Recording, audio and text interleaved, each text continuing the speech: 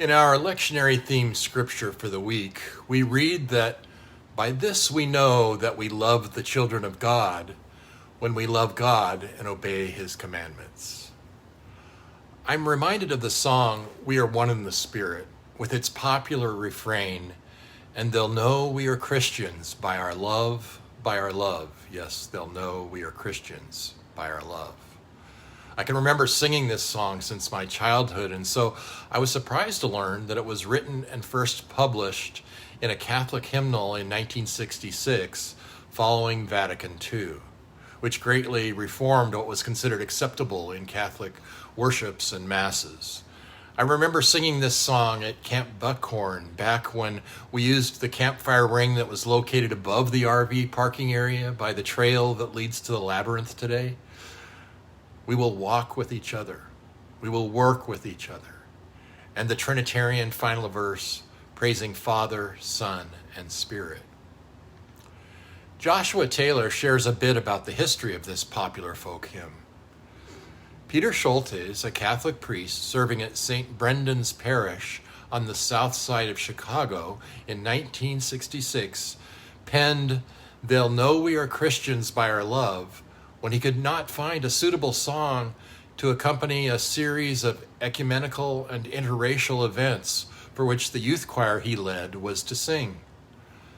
Like many songs coming out of the popular folk music of the 1960s, "They'll know we are Christians by our love" connected to the societal upheaval of the decade.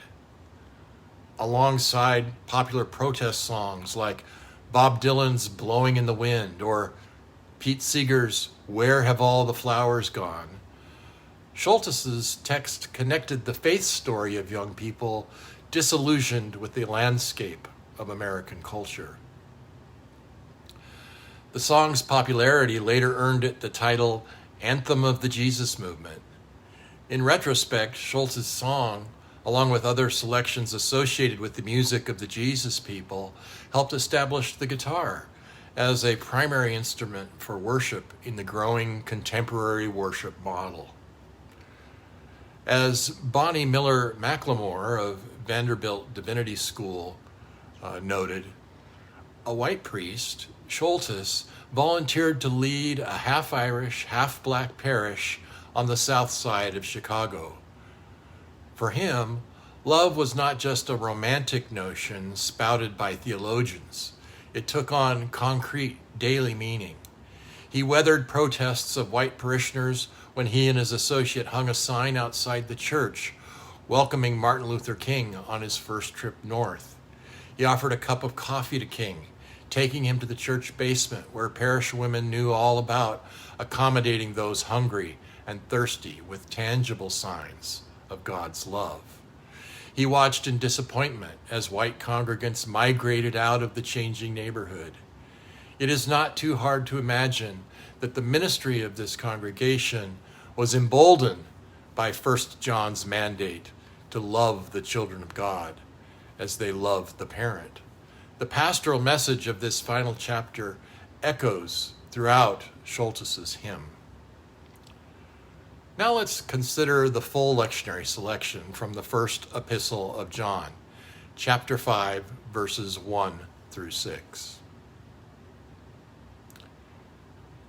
Everyone who believes that Jesus is the Christ has been born of God, and everyone who loves the parent loves the child. By this we know that the children of God, by this we know that we love the children of God when we love God and obey his commandments. For the love of God is this, that we obey his commandments, and his commandments are not burdensome. For whatever is born of God conquers the world. And this is the victory that conquers the world, our faith. Who is it that conquers the world but the one who believes that Jesus is the Son of God? This is the one who came by water and blood, Jesus Christ, not with the water only, but with the water and the blood. And the Spirit is the one that testifies, for the Spirit is the truth.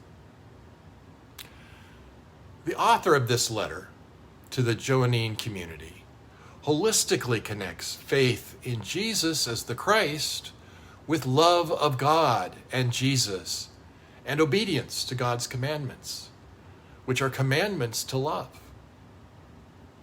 Commandments to love God, commandments to love others.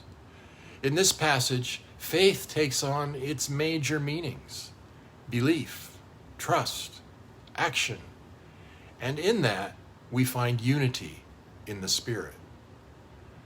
This week, we are reminded that Easter people have faith.